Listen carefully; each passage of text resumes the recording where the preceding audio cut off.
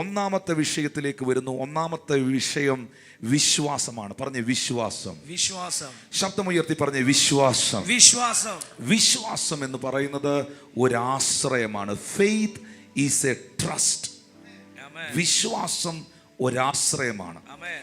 ഞാൻ ദൈവത്തിൽ വിശ്വസിക്കുന്നു എന്ന് പറയുന്നതിൻ്റെ കാരണം ഞാൻ ദൈവത്തിൽ ആശ്രയിക്കുന്നു. ദൈവത്തിൽ ആശ്രയിക്കുന്ന ഒരു മനുഷ്യനാണ് ദൈവത്തിൽ വിശ്വസിക്കുന്നു എന്ന് പറയുന്നത്. ദൈവത്തെ ഏത് കാര്യത്തിലും ദൈവത്തെ ആശ്രയിക്കുന്നവർ എന്ന കരങ്ങളെ ഉയർത്തിപ്പിടിച്ച്, ഏത് കാര്യത്തിലും ദൈവത്തെ ആശ്രയിക്കുന്നവർ, നിങ്ങൾ ഏത് കാര്യത്തിലും ദൈവത്തിലാണ് ആശ്രയം വെക്കുന്നതെങ്കിൽ നിങ്ങൾ ദൈവത്തിൽ വിശ്വസിക്കുന്നവരാണ്. ഹല്ലേലൂയ. യഹോവയിൽ ആശ്രയിക്കുകയും യഹോവ തന്നെ ആശ്രയമായിരിക്കുകയും ചെയ്യുന്ന മനുഷ്യൻ ഭാഗ്യവാൻ, അനുഗ്രഹീതൻ എന്ന് വചനം പറയുമ്പോൾ, ദൈവത്തിൽ ആശ്രയിക്കാൻ നമുക്ക് പറ്റിയാൽ ഞാൻ ദൈവത്തിൽ വിശ്വസിക്കുകയാണ്. മനുഷ്യരിൽ ആശ്രയിക്കുന്നതിനേക്കാൾ നല്ലത് യഹോവയിൽ ആശ്രയിക്കുന്നത്. പ്രഭുക്കന്മാരിൽ ആശ്രയിക്കുന്നതിനേക്കാൾ നല്ലത് യഹോവയിൽ ആശ്രയിക്കുന്നത്. വിശ്വാസം ഒരാശ്രയമാണ്. എബ്രായർ 11:1 വേദപുസ്തകം പറയുന്നു, വിശ്വാസം എന്നതോ ആശിക്കുന്നതിൻ്റെ ഉറപ്പും കാണാത്ത കാര്യത്തിൻ്റെ നിശ്ചയമാണ്. വിശ്വാസം ഉള്ളവർക്കെല്ലാം ഉള്ള ഒരു പ്രത്യേകതയാണ്, അവർക്ക് ആ വിഷയത്തിൽ ഒരു ഉറപ്പുണ്ടാകും. ഇന്ന് നിങ്ങൾ പ്രാർത്ഥിക്കുന്ന വിഷയം നിങ്ങൾക്ക് ലഭിക്കുമെന്ന ഉറപ്പ് നിങ്ങൾക്കുണ്ടോ? ഉറപ്പുണ്ടെങ്കിൽ മത്തായി 21:22 ബൈബിൾ നിങ്ങളോട് പറയുന്നു, നിങ്ങൾ പ്രാർത്ഥിക്കുന്നത് നിങ്ങൾക്ക് ലഭിച്ചു എന്ന് വിശ്വസിപ്പീൻ, എന്നാൽ നിങ്ങൾക്കത് ഉണ്ടാകും. നിങ്ങൾക്കത് ഉണ്ടാകും. അത് ലഭിച്ചു എന്ന് വിശ്വസിക്കാത്ത ഒരാൾക്കുണ്ടാകുമെന്ന് ബൈബിൾ പറയുന്നില്ല. വിശ്വസിച്ചുകൊണ്ട് പ്രാർത്ഥനയിൽ എന്തില്ല യാചിച്ചാലും നിങ്ങൾക്ക് ലഭിക്കും. എബ്രായർക്കെഴുതിയ ലേഖനം 10-ാം അധ്യായം 4-ാമത്തെ വാക്യം, കാളകളുടെയും ആട്ടുകൊറ്റന്മാരുടെയും രക്തത്തിന് പാപങ്ങളെ നീക്കുവാൻ കഴിയുന്നതല്ല. ഇനി 9-ാമത്തെ വാക്യം നോക്കി, ഇതാ ഞാൻ നിന്റെ ഇഷ്ടം ചെയ്യുവാൻ വരുന്നുവെന്ന് പറഞ്ഞുകൊണ്ട് അവൻ രണ്ടാമത്തതിനെ സ്ഥാപിപ്പാൻ ഒന്നാമത്തതിനെ നീക്കിക്കളയുന്നു. ആ ഇഷ്ടത്തിൽ നാം യേശുക്രിസ്തു ഒരിക്കലായി കഴിച്ച ശരീരയാഗത്താൽ വിശുദ്ധീകരിക്കപ്പെട്ടിരിക്കുന്നു. അപ്പോൾ എബ്രായർക്കെഴുതിയ ലേഖനം 10-ാം അധ്യായം മുഴുവൻ രേഖപ്പെടുത്തിയിരിക്കുന്നത്. ഇനി അതിൻ്റെ ഏറ്റവും അവസാനം 39-ാമത്തെ വാക്യം വായിച്ചൊന്ന് നിർത്തിയേ. നാമോ നാശത്തിലേക്ക് പിന്മാറുന്നവരുടെ കൂട്ടത്തിലല്ല. ഞാൻ നാശത്തിലേക്ക് പിന്മാറുന്ന ആളുകളുടെ കൂട്ടത്തിലല്ല, വിശ്വസിച്ച് ജീവരക്ഷ പ്രാപിക്കുന്നവരുടെ കൂട്ടത്തിൽ അത്രയാകുന്നു. ഇത് പറഞ്ഞിട്ടാണ് 11-ാം വാക്യത്തിൻ്റെ, ഇപ്പോൾ നിങ്ങൾ വായിച്ചത് എബ്രായർ 10-ാം അധ്യായമാണ്. ഇത് പറഞ്ഞിട്ടാണ് 11-ാം അധ്യായത്തിൻ്റെ 1-ാം വാക്യത്തിൽ തിരുവെടുത്ത് പറയുന്നത്, വിശ്വാസം എന്നതോ ആശിക്കുന്നതിൻ്റെ. വിശ്വാസമുള്ളവന് ആഗ്രഹമുണ്ട്, വിശ്വാസമുള്ളവന് ആശയുണ്ട്, വിശ്വാസമുള്ളവന് ഒരു പ്രതീക്ഷയുണ്ട്. വിശ്വാസം എന്ന് പറയുന്നത് ഒരു പ്രതീക്ഷയാണ്. നിങ്ങൾ വിശ്വസിക്കുന്നെങ്കിൽ നിങ്ങൾ എന്തോ പ്രതീക്ഷിക്കുന്നുണ്ടെന്നാണ്. നിങ്ങൾ വിശ്വസിക്കുന്നെങ്കിൽ നിങ്ങൾ ചിലത് പ്രതീക്ഷിക്കുന്നുണ്ട് എന്നുള്ളതാണ്. വിശ്വാസം ഒരു പ്രതീക്ഷയാണ്, വിശ്വാസം ഒരു ആശ്രയമാണ്. ഈ കൂടുതലായി പറഞ്ഞാൽ ഫെയ്ത്ത് ഈസ് എ സബ്സ്റ്റൻസ് എന്നാണ് ആംപ്ലിഫൈഡ് വേർഷൻ എഴുതിയിരിക്കുന്നത്. Faith is a substance. Substance എന്ന വാക്ക് അതിൻ്റെ അർത്ഥം വസ്തു എന്നാണ്. വിശ്വാസം ഒരു വസ്തുവാണെന്നാണ്. Faith is a substance. Hallelujah. ഈ ബുക്ക് ഒരു വസ്തുവാണ്, ഈ ബൈബിൾ ഒരു വസ്തുവാണ്, ഈ ഹാൻഡ് കർച്ചീഫ് ഒരു വസ്തുവാണ്. ഒരു വസ്തുവിൻ്റെ പ്രത്യേകത അത് തൊടാൻ കഴിയും. ഒരു വസ്തുവിന്റെ പ്രത്യേകത അത് കാണാൻ കഴിയും. ഇവിടെ ഇരിക്കുന്ന ക്യാമറ ഒരു വസ്തുവാണെങ്കിൽ, അതൊരു പ്രോപ്പർട്ടി, അതൊരു വസ്തുവാണെങ്കിൽ അതിൽ തൊടാൻ കഴിയും, അത് കാണാൻ കഴിയും. വിശ്വാസം, ഫെയ്ത്ത് ഈസ് എ സബ്സ്റ്റൻസ്. വിശ്വാസമുള്ളവന് ചിലത് കാണാൻ കഴിയും. വിശ്വാസമുള്ളവന് ചിലത് ആത്മാവിൽ തൊട്ടറിയാൻ കഴിയും.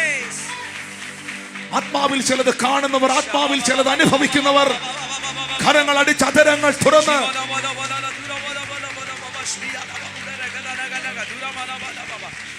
ഞാൻ നാശത്തിലേക്ക് പിന്മാറുന്നവരുടെ കൂട്ടത്തിലല്ല, വിശ്വസിച്ച് ജീവരക്ഷ പ്രാപിക്കുന്നവരുടെ കൂട്ടത്തിലാണ്. അതുകൊണ്ട് ദൈവവചനം നമുക്ക് തരുന്ന ഒരു ഉപദേശമുണ്ട്. എബ്രായർ 3:12 വേദപുസ്തകം പറയുന്നു, സഹോദരന്മാരെ, ജീവനുള്ള ദൈവത്തെ ത്യജിച്ച് കളയാതിരിക്കേണ്ടതിന് അവിശ്വാസമുള്ള ദുഷ്ടഹൃദയം നിങ്ങളിൽ ആർക്കും ഉണ്ടാകാതിരിക്കാൻ നിങ്ങൾ നോക്കണം. അവിശ്വാസം എന്നത് നല്ല ഹൃദയമല്ല. അവിശ്വാസം എന്ന് പറയുന്നത് ഒരു ദുഷ്ടഹൃദയമാണ്. ഈ നമ്മളെ സംബന്ധിച്ച് നമ്മുടെ ജീവിതത്തിൽ നമ്മൾ കണ്ടിട്ടുള്ളത് മാത്രം വിശ്വസിക്കുന്നവരാണ്. എന്നാൽ കർത്താവ് പഠിപ്പിച്ചത് ബൈബിൾ അതിനെതിരാണ്. ബൈബിൾ പറയുന്നത് കാണാതെ വിശ്വസിച്ചവർ ഭാഗ്യവാന്മാരെന്നാണ്. വലിയ ബുദ്ധിമുട്ടുള്ള കാര്യമാണ്, വലിയ ബുദ്ധിമുട്ടുള്ള കാര്യമാണ്. എന്നാൽ നമുക്കത് ഉറപ്പിക്കാൻ കഴിയണം, നമുക്കത് വിശ്വസിക്കാൻ കഴിയണം.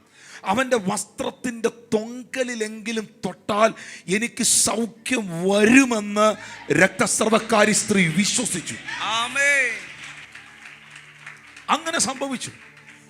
യെരിഹോ മതിലിന് ചുറ്റും ജോഷുവായുടെ നേതൃത്വത്തിൽ കാഹളം അവർ ഊതുമ്പോൾ, പാടുമ്പോൾ, സ്തുതിക്കുമ്പോൾ ഒരിക്കലും അവർ ബോംബ് വെച്ചിട്ടില്ല.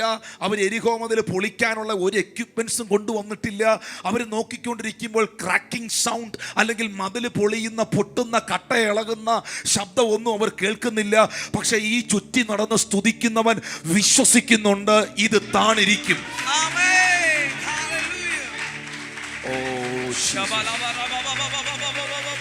അവനത് വിശ്വസിക്കുന്നുണ്ട്. എലീശായുടെ കാലഘട്ടത്തിൽ ഒരു മനുഷ്യന്റെ കോടാലി, ഇരുമ്പ് കോടാലി വെള്ളത്തിലേക്ക് പോയ സാഹചര്യത്തിൽ, ഇരുമ്പ് കോടാലി, വാടകയ്ക്കെടുത്ത ഇരുമ്പ് കോടാലി വെള്ളത്തിലേക്ക് പോയപ്പോൾ എലീശ പ്രവാചകന്റെ അടുക്കൽ വന്ന് ഈ തൊഴിലാളി, ഈ ലേബർ, ഈ മരം വെട്ടുകാരൻ പറയുന്ന വാക്കിങ്ങനെയാണ്, പ്രവാചകനെ, ഞാൻ വാടകയ്ക്കെടുത്ത ഇരുമ്പ് കോടാലി മരം മുറിക്കുമ്പോൾ വഴുതി വെള്ളത്തിൽ പോയി. പ്രവാചകനായ എലീശ ആ ലൊക്കേഷനിൽ എത്തിയിട്ട് അവനോട് ചോദിക്കുന്നു, എവിടെയാണ് നിന്റെ കോടാലി പോയത്? അവൻ പറഞ്ഞു, ഇന്ന സ്ഥലത്താണ്. നിങ്ങൾക്കറിയാമോ, ഇരുമ്പ് വെള്ളത്തിലിട്ടാൽ താണുപോകും, തടിക്കഷ്ണം വെള്ളത്തിലിട്ടാൽ പൊങ്ങിക്കിടക്കും. എലീശ പറയുന്നു, ആ നിൽക്കുന്ന വൃക്ഷത്തിന്റെ കൊമ്പ് വെട്ടി വെള്ളത്തിലേക്ക് എറിയാൻ പറയുന്നു. ആ മനുഷ്യൻ അതുപോലെ ചെയ്തു. വൃക്ഷത്തിന്റെ കൊമ്പ് വെട്ടി വെള്ളത്തിലിട്ടപ്പോൾ താണുപോയ ഇരുമ്പ് പൊങ്ങി വന്നു.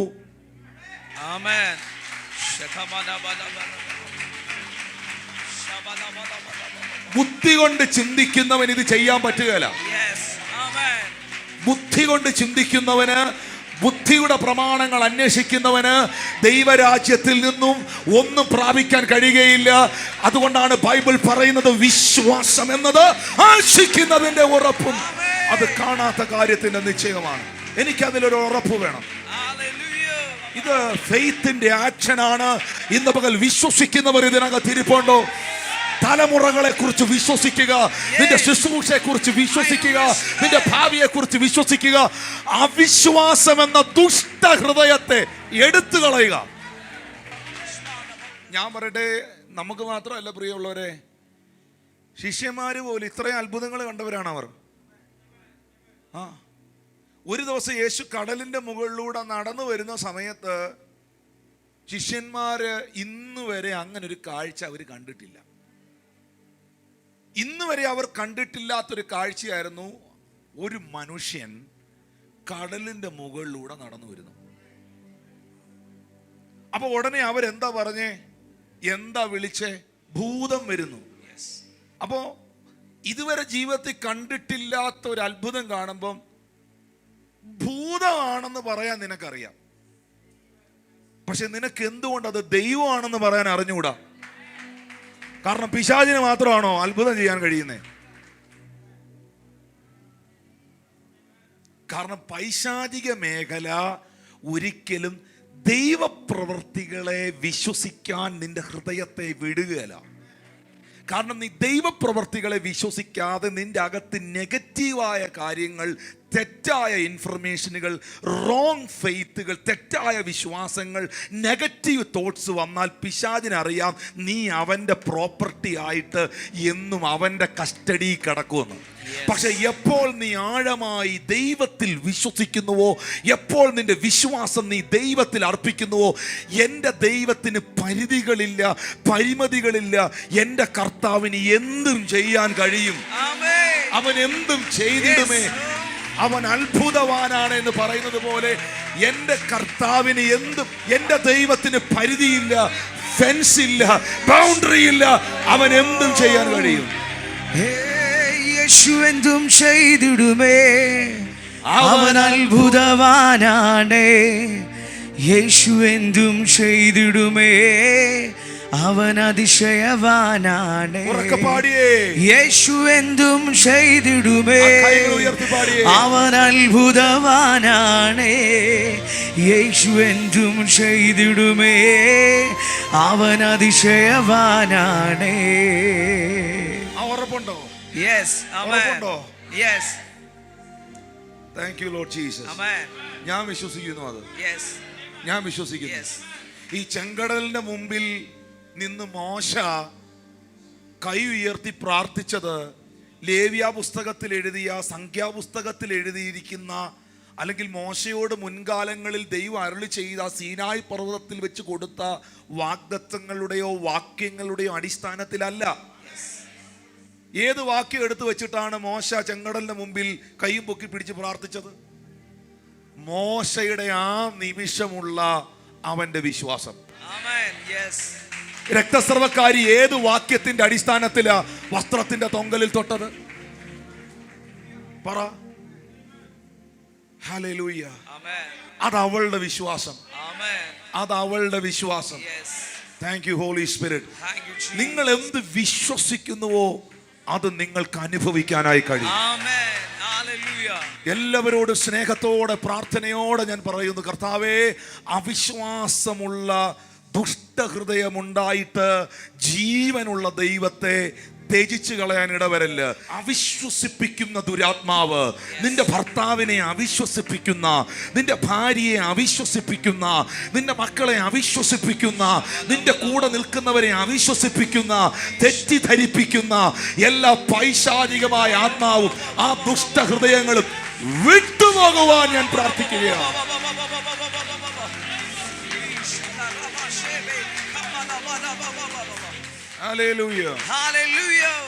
മക്കളെ, സഹോദരിമാരെ, സഹോദരന്മാരെ, യോബിന്റെ മേളില് സാത്താൻ ദൃഷ്ടി വെച്ചു.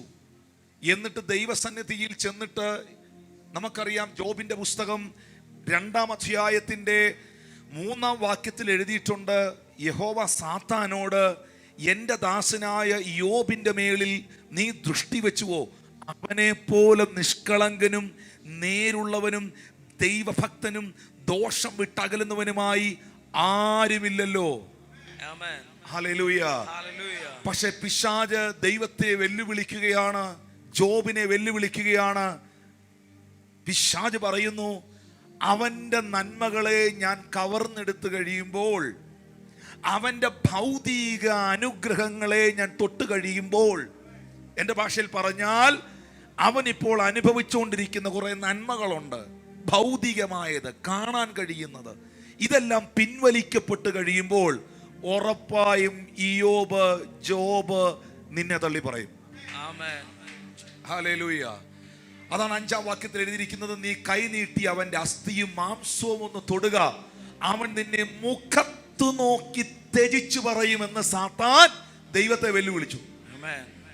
മുഖത്ത് നോക്കി ത്യജിച്ചു പറയുമെന്ന്. ഇപ്പൊ ഇരുന്ന് ഈ സ്തോത്രം പറയുന്നവനും കൈയടിക്കുന്നവനും ഹല്ലേലൂയ പറയുന്നവനും ഒക്കെ പിശാച് പറയുന്നു, ഞാൻ അവനെ ഒരു പ്രതികൂലത്തിലൂടെ കടത്തിവിടുമ്പോൾ അവന്റെ കൃത്യമായ ചിത്രം, അവന്റെ മുഖം എന്താണെന്ന് ദൈവമേ നിനക്ക് ഞാൻ കാണിച്ചു തരാം. ഹല്ലേലൂയ.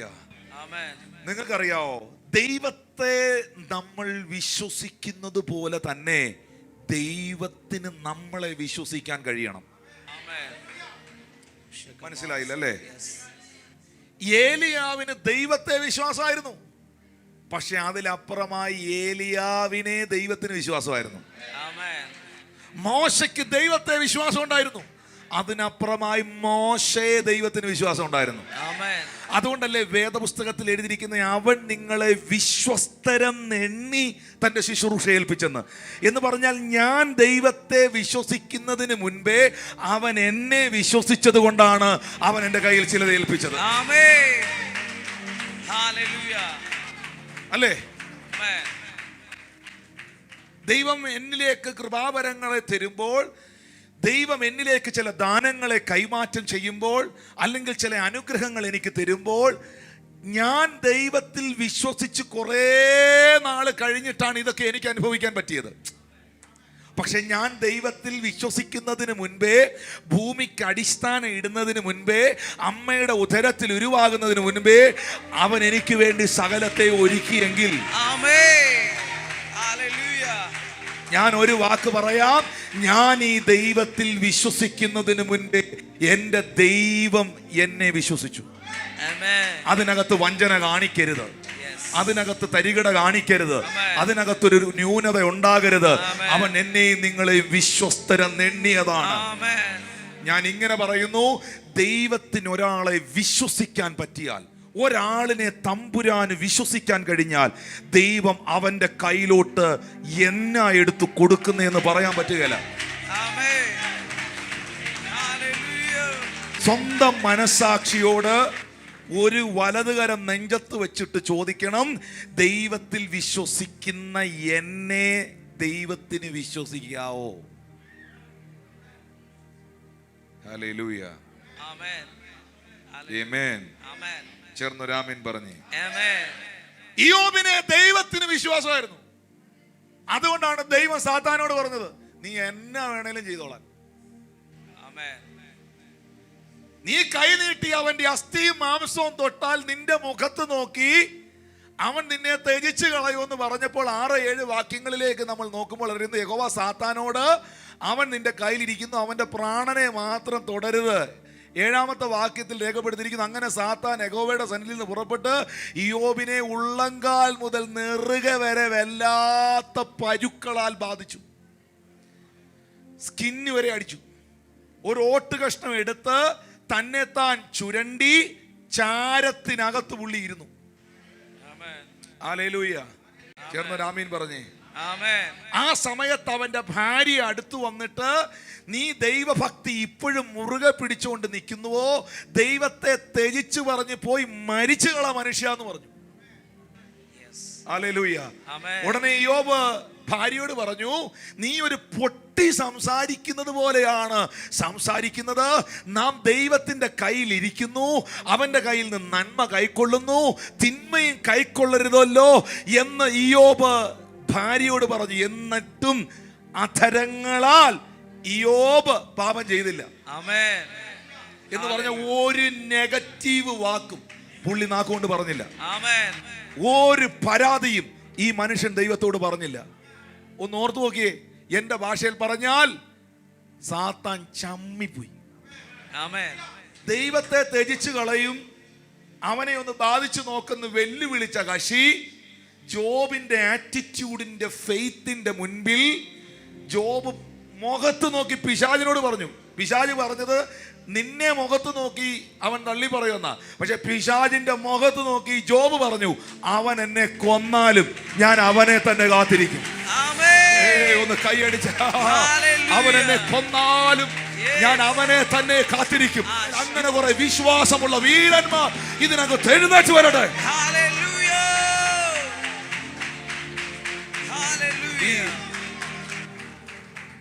എന്തിനാണ് ഈ പിശാച് പരീക്ഷിക്കുന്നതെന്ന് അറിയാം മക്കളെ? നിങ്ങൾക്ക് വീടുണ്ടാകുന്നതുകൊണ്ട് സാത്താൻ ഒരു പ്രശ്നമില്ല. നമ്മുടെ വീടിനോട് എന്തോ പോരാട്ടമുണ്ട്, നമ്മുടെ വണ്ടിയോട് കാറിനോട് എന്തോ പോരാട്ടം ഉണ്ടെന്നൊക്കെയാണ് നമ്മൾ. സത്യം പറഞ്ഞാൽ നിങ്ങളുടെ കാറിനോടും വണ്ടിയോടും വീടിനോടും ഒന്നും പിശാചിന് ഒരു പോരാട്ടവും ഇല്ല. നമ്മൾ ഈ എല്ലാം ഓക്കെ ആയി എല്ലാം പെർഫെക്റ്റ് ആയിട്ടിരിക്കുമ്പോഴാണ് പലരും കർത്താവ് നല്ലവനാന്നൊക്കെ പറയുന്നത്. പക്ഷേ ജീവിതത്തിൽ ഒരു യുദ്ധത്തിലേക്ക്, ഒരു ഫൈറ്റിങ്ങിലേക്ക് വരുമ്പോൾ, പരീക്ഷകളിലേക്ക് ദൈവം നമ്മളെ വിടുമ്പോൾ, അവിടെ നമ്മുടെ വിശ്വസ്തത നമ്മൾ പ്രൂവ് ചെയ്യണം. ഹല്ലേലൂയ. ഞാൻ എപ്പോഴും പറയുന്നൊരു കാര്യമാണ്, എനിക്ക് അവിശ്വസ്തനാകാനുള്ള സാഹചര്യം, സിറ്റുവേഷൻ എനിക്ക് വെളിപ്പെട്ട് നിൽക്കുമ്പോൾ അവിടെ ഞാൻ എൻ്റെ വിശ്വസ്തതയും വിശുദ്ധിയും തെളിയിക്കണം. അവിടെയാ ദൈവത്തിന്റെ ഫേവർ ഉണ്ടാകുന്നത്. പാപം ചെയ്യാൻ, പൊത്തീഫറിന്റെ ഭാര്യയോട് പാപം ചെയ്യാൻ ജോസഫിന് സകല സാഹചര്യങ്ങളും നിയമവും അനുകൂലമായി നിൽക്കുമ്പോഴും അവളുടെ അരികിൽ നിന്ന് ഞാൻ നിന്നോട് പാപം ചെയ്ത് എൻ്റെ ദൈവത്തോട് പാപം ചെയ്യാൻ ഇടവരരുത് എന്ന തീരുമാനത്തിൽ ജോസഫ് ഇറങ്ങി ഓടുമ്പോഴാണ് അവൻ്റെ മേളിലുള്ള ഫേവർ ഡബിൾ ആകുന്നത്. നെബൂഖദ്നേസർ രാജാവിൻ്റെ കാലഘട്ടത്തിൽ രാജാവ് വീഞ്ഞെടുത്ത് ദാനിയേലിന് നീട്ടുമ്പോൾ, രാജാവേ നിന്റെ വീഞ്ഞുകൊണ്ടും രാജഭോജനം കൊണ്ടും ഞാൻ എന്നെ അശുദ്ധനാക്കുകയില്ല എന്ന് ദാനിയേൽ ഒരു തീരുമാനം എടുത്ത തീരുമാനത്തിന്റെ മുൻപിലാണ് ദൈവത്തിന്റെ ഫേവർ ദാനിയേലിൽ ആക്ടിവേറ്റ് ആകുന്നത്. ഒഴുക്കിനകത്ത് ഒഴുകിപ്പോകുന്ന ഒരു തലമുറയല്ല ഈ കാലഘട്ടത്തിൽ ദൈവം അന്വേഷിക്കുന്നത്. ഒഴുക്കിനെതിരെ നീന്തിക്കയറുന്ന ഒരു തലമുറയാണ്. ഒഴുക്കിനെതിരെ നീന്തിക്കയറുന്ന ഒരു തലമുറയെ വിശ്വാസം, അതിന് വേണ്ടത് വിശ്വാസം, അതിന് വേണ്ടത് വിശ്വാസം, അതിന് വേണ്ടത് ആശ്രയം, അതിന് വേണ്ടത് ട്രസ്റ്റ്, ദൈവത്തോടുള്ള ട്രസ്റ്റ്. എന്താ പത്രോസിന്റെ കാര്യത്തിൽ സാത്താൻ ചോദിച്ചത്? യേശു എന്നാ പീറ്ററിനെ കുറിച്ച് പറഞ്ഞേ? ജോബിന്റെ കാര്യത്തിൽ സാത്താൻ ചമ്മിപ്പോയി, ശരിയാ, സത്യ. എന്നെ ഒന്ന് നിങ്ങളൊന്ന് ഓർത്തു നോക്കിയേ, പിശാചിനെ നോക്കി ദൈവം ചിരിച്ചതെന്ന് ഓർത്തു നോക്കി. വല്ലതും മനസ്സിലാവുന്നോ ഞാനീ പറയുന്നേ? മോനെ ഒന്ന് ഇമാജിൻ ചെയ്യടാ.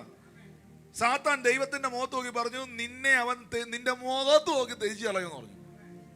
ഞാൻ അവന് പണി കൊടുക്കാൻ പോവാ, തേജിച്ച് പറയുമെന്ന് പറഞ്ഞു. അതേ പിശാച് താഴെ പോയി ആവുന്ന പണി 58 നോക്കി അവസാനം മരിക്കാറായി എന്ന് വരുമ്പോഴും ജോബ് പറയാണ്, ടാ പിശാചേ, അവൻ എന്നെ കൊന്നാലും ഞാൻ അവനെ തന്നെ കാത്തിരിക്കുവോളും. ഭാര്യ എതിരായി, എല്ലാരും എതിരായി. സത്യം പറയുമ്പോൾ സാത്താനെ നോക്കി ദൈവം ചിരിക്കുന്നത് നോക്കി, അയ്യോ ആരും മിണ്ടണില്ലല്ലോ. ഹല്ലേലൂയ. ഇന്ന് പകലിൽ നിന്നെ ഓർത്ത് ദൈവം ദുഃഖിക്കുകയല്ല, പൈശാചിക മേഖലയെ നോക്കി ചിരിക്കാൻ, പൈശാചിക മേഖലയെ നോക്കി മുഴു സ്വർഗവും നോക്കി ചിരിക്കത്തക്കവണ്ണം നിന്റെ ജീവിതത്തിന്റെ വിശ്വാസത്തെ നീ അപ്ലിഫ്റ്റ് ചെയ്യുവാൻ ആത്മാവ് ഇടപെടുകയാണ്. എന്താ പത്രോസിനെ കുറിച്ച് യേശു പറഞ്ഞത്? എന്താ സാത്താൻ യേശുവിനോട് ചോദിച്ചത്?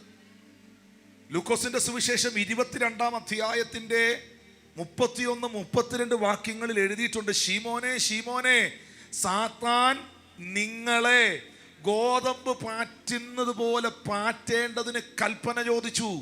ഞാനോ നിന്റെ കൃപാവരം പോകാതിരിക്കാനല്ല, നിന്റെ വലയും പടകും പോകാതിരിക്കാനല്ല,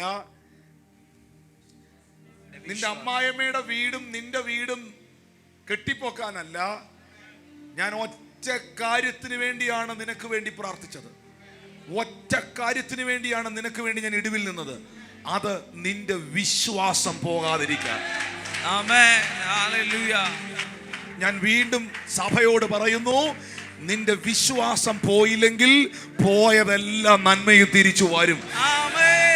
തന്റെ ശരീരത്തിന്റെ ബലം ക്ഷയിച്ചിട്ടും സാറയുടെ ഗർഭപാത്രത്തിന്റെ നിർജീവം ഗ്രഹിച്ചിട്ടും അബ്രഹാം വിശ്വാസത്തിൽ ക്ഷീണിക്കാതെ വാഗ്ദത്തം ചെയ്തവൻ പ്രവർത്തിപ്പാൻ ശക്തനെന്നുറച്ചു. അതവന് നീതിയായി കണക്കിട്ടു. വിശ്വസിക്കുന്നവർക്കായി ഞാൻ ദൈവത്തെ സ്തുതിക്കുകയാണ്. എന്ത് നഷ്ടപ്പെട്ടാലും നിങ്ങളുടെ ഫെയ്ത്ത് പോകരുത്. നിങ്ങൾ ഇന്ന് കേൾക്കുന്ന കേൾവികൾ, നിങ്ങൾക്കറിയാമോ, ഈ സോഷ്യൽ മീഡിയയിലൂടെയും മറ്റ് മാധ്യമങ്ങളിലൂടെയും വ്യക്തികളിലൂടെയും ഒക്കെ ദൈവരാജ്യ പ്രവർത്തികൾക്കെതിരെ, അത് ഏതു സഭയോ ആകട്ടെ ഏതു വ്യക്തിയോ ആകട്ടെ, നിങ്ങളെ പൈശാചിക മേഖലകൾ കേൾപ്പിക്കുന്ന കേൾവി നിങ്ങളെ ആത്മതലങ്ങളിൽ വിശ്വാസ ജീവിതത്തിൽ പരിപോഷിപ്പിക്കുവാനോ എൻകറേജ് ചെയ്യുവാനോ അല്ല, നിങ്ങളുടെ വിശ്വാസം ഇല്ലാതാക്കാനാണ്. കാരണം ബൈബിൾ തന്നെ പറയുന്ന ഒരു സത്യമുണ്ട്, വിശ്വാസം കേൾവിയാലും കേൾവി ക്രിസ്തുവിന്റെ വചനത്താലും വരുന്നെന്ന്. Amen. ആവശ്യമില്ലാത്ത കേൾവികളും ആവശ്യമില്ലാത്ത കാഴ്ചകളും നിന്നെ കാണിക്കുന്നത് നീ UK പോകാതിരിക്കാൻ വേണ്ടിയോ, വണ്ടി കിട്ടാതിരിക്കാൻ വേണ്ടിയോ, വീടുണ്ടാകാതിരിക്കാൻ വേണ്ടിയോ, പ്രൊമോഷൻ ഉണ്ടാകാതിരിക്കാൻ വേണ്ടിയോ അല്ല. നിങ്ങൾക്ക് സാമ്പത്തികം ഒന്നും ഉണ്ടാകുന്നതുകൊണ്ട് പിശാചിന് ഒരു കംപ്ലൈന്റും ഇല്ല. അവന്റെ ടാർഗറ്റ് ഒന്നേ ഉള്ളൂ, ദൈവത്തിലുള്ള നിന്റെ ആശ്രയം, അവനിലുള്ള നിന്റെ വിശ്വാസം, നിനക്ക് ദൈവം വെച്ചിരിക്കുന്ന നിത്യജീവൻ ഇല്ലാതാക്കുക. Amen. അവിടെ ഒരു യുദ്ധമുണ്ട്, അവിടെ ഒരു യുദ്ധമുണ്ട്. ആ യുദ്ധത്തിൽ ജയിച്ചവൻ അവന്റെ അവസാന നാളുകളിൽ നീറോ ചക്രവർത്തിയുടെ ഈർച്ചവാൾ കഴുത്തിലിരിക്കുമ്പോൾ പറയുന്നൊരു വാക്കുണ്ട്, ഞാൻ നല്ല പോർ പൊരുതു, എൻ്റെ വിശ്വാസം ഞാൻ കാത്തു, ഇനി നീതിയുടെ കിരീടം അവൻ എനിക്കായി വച്ചിരിക്കുന്നു.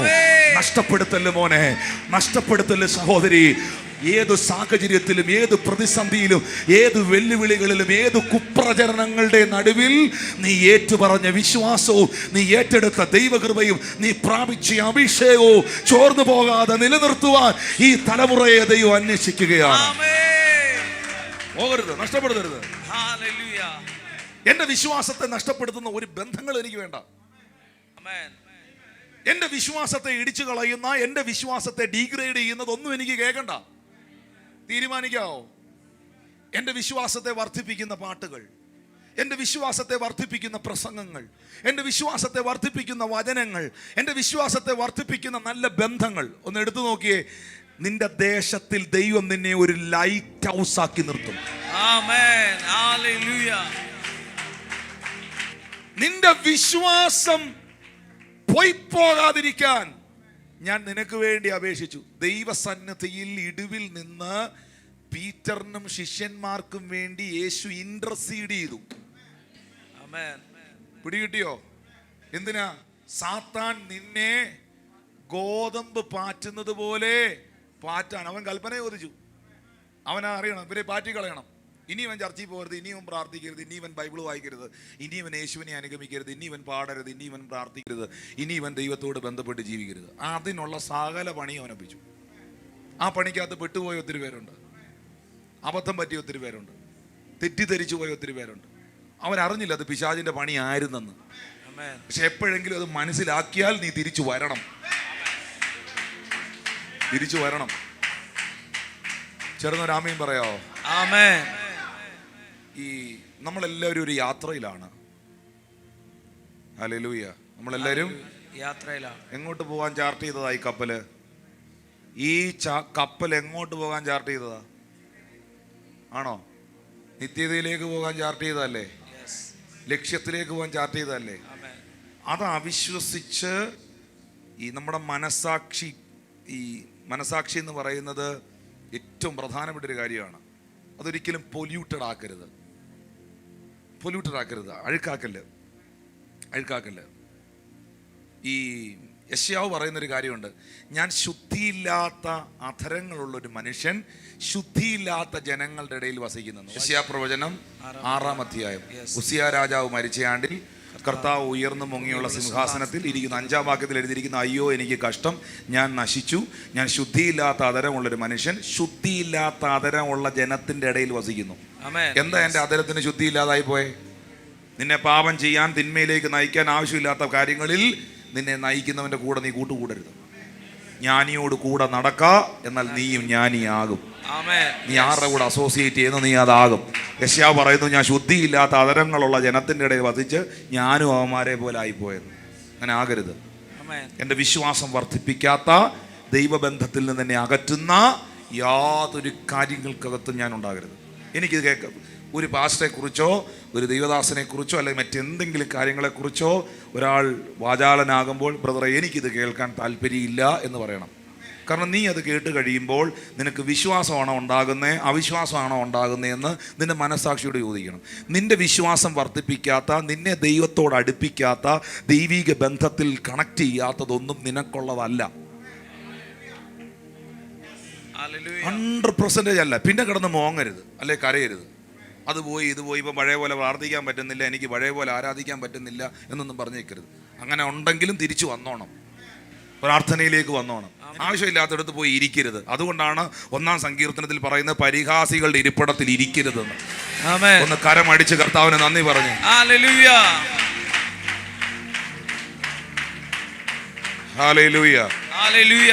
ഹല്ലേലൂയ. ഹല്ലേലൂയ. എന്നിട്ട് പഴയതുപോലെ അങ്ങോട്ട് വിശ്വസിക്കാൻ പറ്റുന്നില്ല, പ്രാർത്ഥിക്കാൻ പറ്റുന്നില്ല, കൈയടിക്കാൻ പറ്റുന്നില്ല, ഉപവസിക്കാൻ പറ്റുന്നില്ല. എന്തോ എനിക്കിപ്പം ചർച്ചയിൽ വരുന്നതിനോടൊരു സന്തോഷമില്ല, ഇങ്ങനെയൊന്നും പറഞ്ഞിട്ട് ഒരു കാര്യമില്ല. ചേർന്നൊരു ആമീൻ പറയാവോ? സ്തോത്രം. അവിശ്വാസം എന്ന ദുഷ്ടഹൃദയം, അതൊരു ദുഷ്ടഹൃദയമാണ്. നല്ല ഈ ഇംഗ്ലീഷ് വായിക്കണം അവിടെ കേട്ടോ. മലയാളത്തിൽ ദുഷ്ടഹൃദയം ഇരിക്കുമ്പോൾ ഈവിൾ ഹാർട്ട് എന്ന, ഈവിൾ ഹാർട്ട്, പിശാച് കൈക്കലാക്കിയ ഹൃദയം ഉണ്ടാകാതിരിക്കാൻ നിങ്ങൾ സൂക്ഷിക്കണം. അത് നിങ്ങൾ സൂക്ഷിക്കാൻ എഴുതിയിരിക്കുന്നത്, ദൈവം സൂക്ഷിക്കുമെന്നല്ല. ചേർന്ന് രാമീൻ പറഞ്ഞേ. ദൈവത്തിൽ നിന്ന് ജനിച്ചവൻ തന്നെ താൻ സൂക്ഷിക്കുന്നു, ദുഷ്ടൻ അവനെ തൊടുന്നില്ല. 1 യോഹന്നാന്റെ ലേഖനം എന്ന് പറഞ്ഞേ. ദൈവത്തിൽ നിന്ന് ജനിച്ചവൻ, പറഞ്ഞേ ദൈവത്തിൽ നിന്ന് ജനിച്ചവൻ തന്നെ താൻ സൂക്ഷിക്കുന്നു, ദുഷ്ടൻ അവനെ തൊടുന്നില്ല. ചേർന്ന് രാമീൻ പറയാോ? പൗലോസ് പറഞ്ഞു, ഞാൻ പ്രസംഗിച്ച ശേഷം ഞാൻ തന്നെ കൊള്ളരുതാത്തവനായി പോകാതിരിപ്പാൻ ഞാൻ എന്റെ ശരീരത്തെ ദണ്ഡിപ്പിച്ച് അടിമപ്പെടുത്തുന്നു. Hallelujah. Hallelujah. Hallelujah. Hallelujah. Hallelujah. അപ്പോ ഇതൊരു യാത്രയാണ്. അതുകൊണ്ടാണ് 1 തീമോത്തിയോസിന്റെ ലേഖനത്തിൽ 1-ാം അധ്യായത്തിന്റെ 19-ാം തിരുവചനത്തിൽ എഴുതിയിരിക്കുന്നത്, ചിലർ നല്ല മനസാക്ഷി തള്ളിക്കളഞ്ഞിട്ട് അവരുടെ വിശ്വാസ കപ്പൽ തകർന്നുപോയി. കപ്പലിന്റെ പേരെന്നാ? ഉറക്കെ പറ. വിശ്വാസ കപ്പലിലാണ് യാത്ര ചെയ്യുന്നത്. ഈ വിശ്വാസം പോയി കഴിഞ്ഞാൽ വിശ്വാസ കപ്പൽ തകരും. കപ്പല് തകർന്ന എത്തേണ്ടടുത്ത് എത്തുകയില്ല.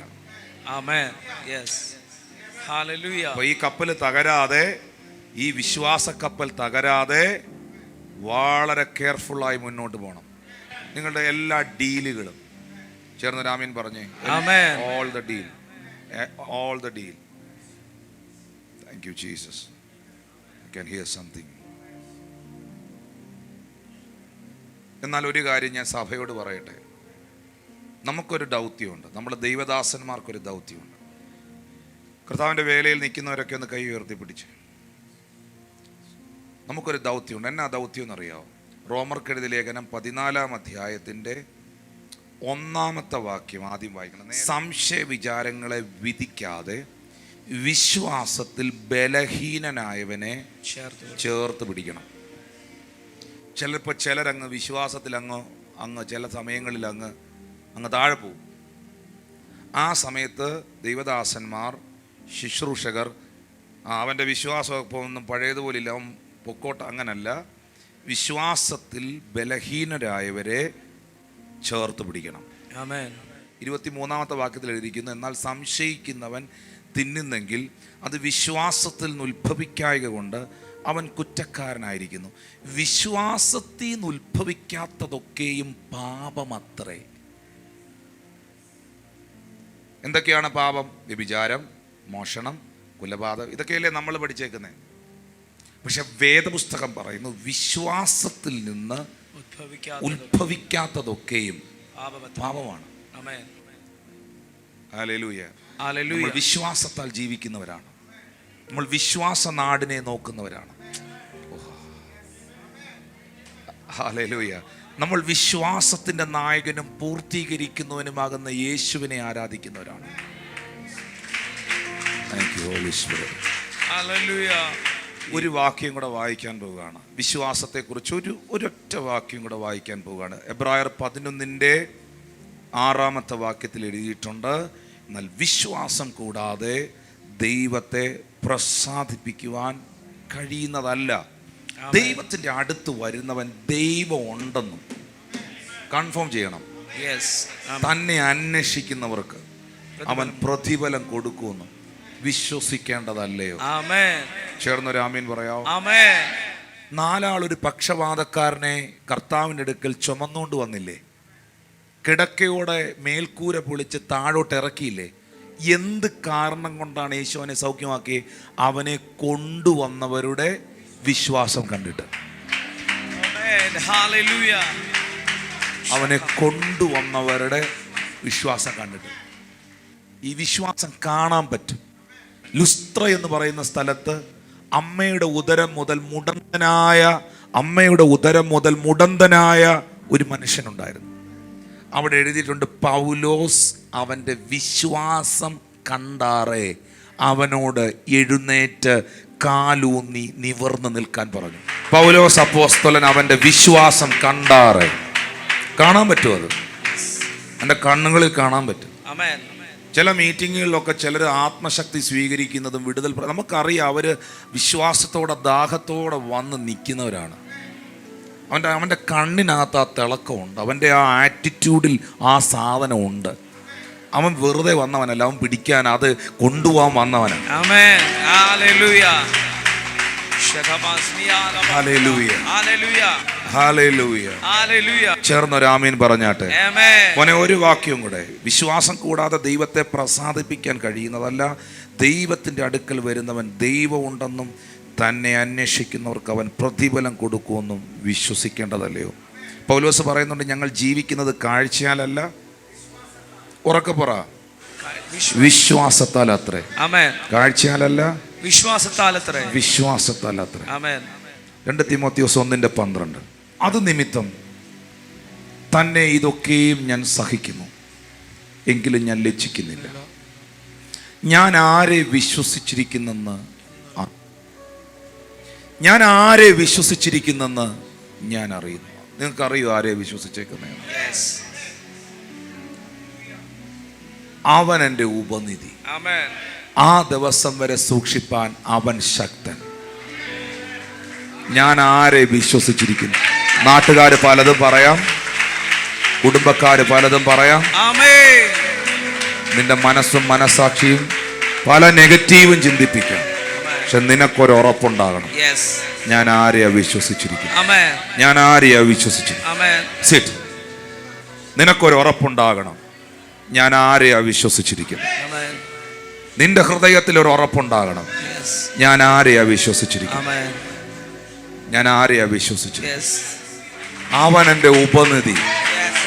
ആ ദിവസം വരെ സൂക്ഷിപ്പാൻ അവൻ സർവശക്തൻ. Amen. വിശ്വാസം, പ്രത്യാശ, സ്നേഹം, ഇതിലേറ്റവും വലിയതോ സ്നേഹമാണ്. എൻ്റെ മനസാക്ഷിയുടെ വിശ്വാസം തള്ളിക്കളഞ്ഞു എൻ്റെ വിശ്വാസ കപ്പൽ തകർന്നു പോകരുത്. കൈകളെ ഉയർത്തി പ്രാർത്ഥിച്ച് ഞാൻ നിങ്ങളുടെ വിശ്വാസ ജീവിതത്തിനായി പ്രാർത്ഥിക്കുകയാണ്. എല്ലാ സാത്താനി അറ്റാക്കുകളും നിങ്ങളുടെ ജീവിതത്തിൽ നിന്ന് മാറിപ്പോകട്ടെ. നിങ്ങളുടെ ഫെയ്ത്ത് വർദ്ധിക്കട്ടെ. മക്കളെ നോക്കി, കുടുംബത്തെ നോക്കി വിശ്വാസത്തിൻ്റെ പ്രഖ്യാപനങ്ങൾ പറഞ്ഞാട്ടെ. ഞാൻ ഒട്ടും പിന്മാറുകയില്ല. എൻ്റെ വിശ്വാസ ചുവടുകൾ ഞാൻ മുന്നോട്ട്. ആരെല്ലാം എതിർത്താലും എന്തെല്ലാം ഭവിച്ചാലും പിന്മാറുകയില്ല. പലപ്പോഴും സാത്താൻ എന്നെ ഗോതമ്പ് പാറ്റുന്നത് പോലെ പാറ്റുവാൻ പലപ്പോഴും പദ്ധതികൾ ഒരുക്കി, എൻ്റെ വിശ്വാസത്തെ തകർത്ത് കളയാൻ പലപ്പോഴും പദ്ധതികൾ ഒരുക്കി. എൻ്റെ കർത്താവിൻ്റെ കൃപ. ദൈവത്തിൽ നമ്മൾ വിശ്വാസം അർപ്പിക്കുമ്പോൾ തന്നെ ദൈവത്തിന് നമ്മളെയും വിശ്വസിക്കാൻ കഴിയണം. നമ്മൾ ദൈവത്തെ വിശ്വസിക്കുന്നതിന് മുന്നമേ ദൈവം നമ്മളെ വിശ്വസിച്ചു എന്നതൊരു സത്യമാണ്. അവൻ നിങ്ങളെ വിശ്വസ്തരെന്ന് എണ്ണി. എൻ്റെ വിശ്വസ്തത ഞാൻ തെളിയിക്കുന്നതിന് മുൻപ് തന്നെ ഞാനൊരു വിശ്വസ്തനായിരിക്കുമെന്ന് അവൻ എന്നെ മനസ്സിലാക്കി. അവൻ അങ്ങനെ എണ്ണി. അവൻ എന്നെ വിശ്വസ്തനെന്ന് എണ്ണി അവൻ്റെ ശുശ്രൂഷ എന്നെ ഏൽപ്പിച്ചു. ദൈവമക്കളെ, ഏലിയാവിൻ്റെ കാലഘട്ടത്തിൽ ഒരു കാക്കയെ അപ്പവും ഇറച്ചിയും കൊണ്ട് കൊടുക്കാൻ ദൈവം തിരഞ്ഞെടുത്തത് നമ്മൾ കാണുന്നുണ്ട്. കാക്ക എന്ന് പറയുന്നത് അപ്പം തട്ടിപ്പറിച്ചുകൊണ്ട് പോകുന്ന പക്ഷിയാണ്. അതിൻ്റെ ചുണ്ടിൽ ഒരു കാര്യം എത്തിയാൽ അത് ലക്ഷ്യസ്ഥാനത്ത് എത്തുകയില്ല. അത് സത്യത്തിൽ കാക്കയുടെ സ്വഭാവം വെച്ചിട്ട് ആ പക്ഷി അതിനെ കുത്തി വലിച്ച് തിന്നേണ്ടതാണ്. ആ അപ്പവും ഇറച്ചിയും ഏതെങ്കിലും മരച്ചില്ലയിൽ കൊണ്ടുവച്ച് കുത്തി വലിച്ച് തിന്നേണ്ടതാണ്. പക്ഷെ തീർച്ചയായിട്ടും ഏലിയാവിന് വേണ്ടി ദൈവം തിരഞ്ഞെടുത്ത ആ കാക്കയെ ദൈവത്തിന് വിശ്വാസമായിരുന്നു. അത് റൂട്ട് മാറിക്കൊണ്ടുപോയി കുത്തി വലിച്ച് തിന്നില്ല, അത് ലക്ഷ്യസ്ഥാനത്ത് അത് എത്തിക്കുമെന്ന് ദൈവത്തിനൊരു ട്രസ്റ്റ് ഉണ്ടായിരുന്നു. അതുകൊണ്ടാണ് ആ പക്ഷി ഒത്തിരി പാട്ടുകളിൽ ഇടം പിടിച്ചത്. ആ പക്ഷി, ആ പറവയെ ഇന്നും പലരും പ്രസംഗിക്കുന്നത്, മെസ്സേജുകളിൽ ഉൾപ്പെടുത്തുന്നത്. നമ്മൾ ദൈവത്തിൽ വിശ്വസിക്കുമ്പോൾ, ദൈവത്തിന് നമ്മളെ വിശ്വസിക്കാൻ കഴിഞ്ഞാൽ പല കൈമാറ്റങ്ങളും നടക്കും, പല അത്ഭുതങ്ങളും നമ്മുടെ ജീവിതത്തിൽ സംഭവിക്കും. ഒരിക്കലും നമ്മുടെ അകത്ത് അവിശ്വാസം എന്ന ദുഷ്ടഹൃദയം ഉണ്ടാകരുത്. അതിനുള്ള എല്ലാ സാഹചര്യങ്ങളെയും ഒഴിവാക്കണം, അതിനുള്ള എല്ലാ അറ്റ്മോസ്ഫിയറുകളെ മാറ്റണം. നമ്മുടെ ഫെയ്ത്ത് വർദ്ധിക്കാൻ, നമ്മുടെ വിശ്വാസം വർദ്ധിപ്പിക്കുവാനുള്ള അറ്റ്മോസ്ഫിയറിൽ നമ്മൾ ജീവിക്കണം. എന്ന് പറഞ്ഞാൽ നല്ല വിശ്വാസം വർദ്ധിപ്പിക്കുന്ന പ്രസംഗങ്ങൾ കേൾക്കുക, വചനങ്ങൾ വായിക്കുക, വായിക്കൊണ്ടത് പ്രഖ്യാപിക്കുക, പാട്ടുകൾ കേൾക്കുക, അങ്ങനെയുള്ള നെഗറ്റീവ് പറയാത്ത ആളുകളുമായി അസോസിയേറ്റ് ചെയ്യുക. നമ്മൾ ആ ഒരു അറ്റ്മോസ്ഫിയറിൽ നിൽക്കുമ്പോൾ നമ്മുടെ ക്രിസ്തീയ ജീവിതം ഭയങ്കര ശക്തമായി മാറും. ജ്ഞാനിയോട് കൂടെ നടക്കുക, എന്നാൽ നീയും ജ്ഞാനിയാകും എന്നാണ് ബൈബിൾ എഴുതിയിരിക്കുന്നത്. ഇന്ന് ഞാൻ വായിപ്പിച്ച വാക്യം പോലെ യെശയ്യാ പ്രവചനം 6 പറയുന്നുണ്ട്, പ്രവാചകൻ പറയുന്നുണ്ട്, ഞാൻ ശുദ്ധിയില്ലാത്ത അധരങ്ങളുള്ള ജനത്തിൻ്റെ ഇടയിൽ വസിച്ചതിനാൽ ഞാനും ശുദ്ധിയില്ലാത്ത അധരമുള്ളവനായി മാറിയെന്ന്. നമ്മളുടെ ആ റൈറ്റ് അസോസിയേഷൻ, റൈറ്റ് കണക്ഷൻസ്, ആ റൈറ്റ് അറ്റ്മോസ്ഫിയർ നമ്മുടെ സ്പിരിച്വൽ ലൈഫിനെ ബിൽഡപ്പ് ചെയ്യും. ഹല്ലേലൂയ. അതിനുള്ള സാഹചര്യങ്ങളെ നിങ്ങൾ തന്നെ ഉണ്ടാക്കേണ്ടത് ആവശ്യമാണ്. ഇയ്യോബിനെ കുറിച്ച് സാത്താൻ ചിന്തിച്ചു, ഇയ്യോബ് ദൈവത്തെ ത്യജിച്ചു പറയും, മുഖത്തു നോക്കി തള്ളി പറയുമെന്ന്. പക്ഷെ ദൈവത്തിന് ഇയ്യോബിൽ വിശ്വാസമായിരുന്നു. ദൈവം ഇയ്യോബിനെ വിശ്വസിച്ചു. ദൈവം സാത്താനോട് പറഞ്ഞു, നീ എന്തും കാണിച്ചോ, അവൻ എന്നെ തള്ളി പറയില്ല. പക്ഷെ ദൈവത്തിന്റെ വിശ്വാസത്തിന്, ജോബിനോടുള്ള വിശ്വാസത്തിൽ ഭംഗം വന്നില്ല. പ്രിയപ്പെട്ടവർ, ജീവിതത്തിൽ എല്ലാം തകർന്ന് തരിപ്പണായിരിക്കുമ്പോഴും ജോബ് പറഞ്ഞു, അവൻ എന്നെ കൊന്നാലും ഞാൻ അവനെ തന്നെ കാത്തിരിക്കും. അവന്റെ ജീവിത ചരിത്രത്തെ മുഴുവൻ ദൈവം മാറ്റി. നിങ്ങളുടെ വിശ്വാസ കപ്പൽ തകർന്നു പോകരുത്. അവിശ്വാസം എന്ന ദുഷ്ടഹൃദയം നിങ്ങളിൽ ഉണ്ടാകുവാനിടവരരുത്. ഹല്ലേലൂയ. നിങ്ങൾ വായ്ക്കൾ തുറന്ന് വിശ്വാസം പ്രഖ്യാപിച്ചാട്ടെ. നിങ്ങൾ വിശ്വാസത്തോടെ ഈ മലയോട് ചാടി കടലിലേക്ക് പോക എന്ന് പറഞ്ഞാൽ നീ പറഞ്ഞതുപോലെ സംഭവിക്കും. നിങ്ങൾ ബൈ ഫെയ്ത്തിൽ എന്ത് പറയുന്നോ, ദൈവം അതിനെ ആക്ടിവേറ്റ് ചെയ്യും. ദൈവം അതിനെ പ്രവൃത്തി പദത്തിൽ